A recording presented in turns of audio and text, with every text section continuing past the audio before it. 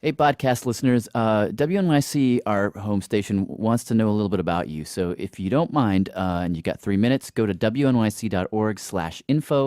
click on Radiolab, and take a little survey.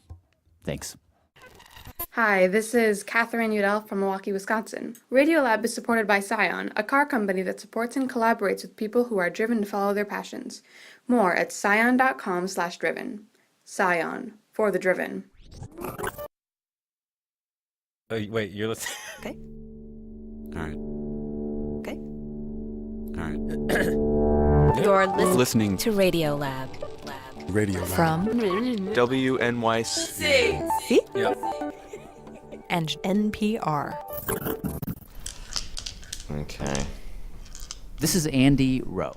So what I've got here, you can hear it rattling because it's falling apart. He's a TV producer in London, and in his office, where we reached him, he's got these very special metal balls. This is the original prototype of a golden ball. It's lovely and shiny. It's very light. Each one's the size of maybe an orange or a tangerine or a tennis ball, painted gold. And it makes a very satisfying clunk when it closes. And that clunk, that is the sound of betrayal. Because Andy has used these balls to bring out the worst in people, to show how ugly and conniving we can be, but also how wonderful. And if you think you know about all that, then you could win big on golden balls. Okay, so we're talking about a game show called, of course, Golden Balls. Andy was one of the executive producers, did pretty well. We were really, really proud of Golden Balls. Ran for 3 years in the UK. Nearly 300 episodes in quite a short space of time on the show. We thought it was such fun. And it is fun, because in many ways it is just a normal game show. But I would argue there is more going on here. In fact, I'm about to argue that. Because there is a moment in one of those 300 episodes, one moment, that I just cannot shake. Because you remember the first time I showed you this clip. Certainly do. I was totally thrown by it. Because what's about to happen is that two guys with totally different moral philosophies are about to go, yes, with some fascinating results. And this story, in fact, inspired the whole show. It did. But today, 3 different smackdowns, all that somehow smack down, not in the way that you would expect. different people, different dreams, different worldviews. All going kapow. And we're calling the show What's left when you're right? which is Genius. Well, you'll find that out later. You'll it find will that out. ultimately make sense. Perfect sense, I think. Yeah. Later. For now, can we get the golden balls happening? Yeah.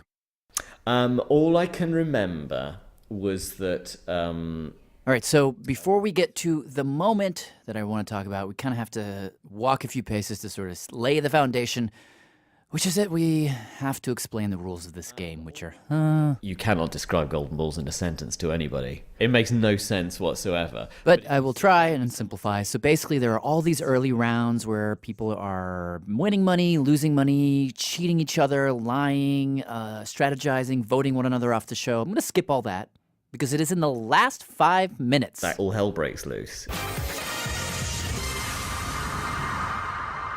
And it's that classic shout at the telly moment where you're sitting at home going, I can't believe what that guy just did. I can't believe he just did that. Because basically the whole game culminates with a face-off. You now face a very straightforward choice. 2 players sit on opposite sides of a table with this host between them, Yeah, Jasper Carrot, his name is. a man whose head is as shiny and smooth as a golden ball itself. Yeah, I know. I just edited in someone laughing at my own joke. That just happened. In any case, when you get to this moment at the end of the game, Where there's 2 people facing each other in the spotlight, it's all gone quiet. In that moment, their hearts are racing. because they've got to make this key choice, which is not just about money, although there is money on the line, of course. It is a choice that will reveal who they really are. Not who we all are. Okay, what- Humanity's soul will be laid bare. This may be true, but why don't we just lay out the rules themselves? Sorry, got a little carried away. No, just All right, so in the final round, each of the contestants get 2 golden balls. And they are the most important golden balls of the game. One ball says split, You each have a golden ball with the word split written inside. and the other ball says steal. You both have a ball with the word steal written inside. Now, split, Like, say you and I are playing, right?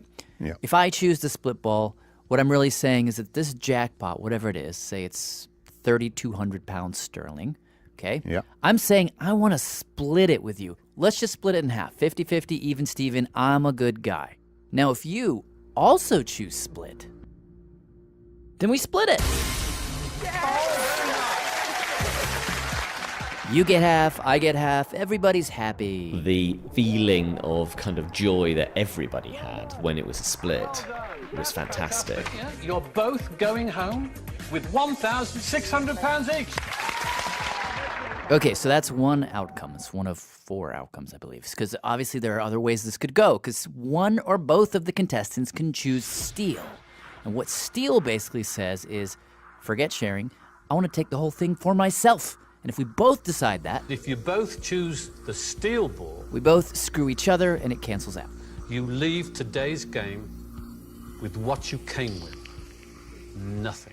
Nobody gets anything. Nothing. I like the way he says nothing. Nothing. With a little bit of contempt. Deservedly. Yes. 2 greedy people deserve nothing? Yes. Nothing. Except each other, which equals Exactly. nothing. Right, so if we both decide to split, it is mutually good. If we both decide to steal, it is mutually bad. Yeah. Now, where things get thorny is that, say you got a mismatch, like one person chooses split, the other person chooses steal. Now, in that scenario, the person who chose split, the nice guy or gal, gets nothing, Yeah. whereas the person who chose steal, the conniving, duplicitous bastard, takes everything.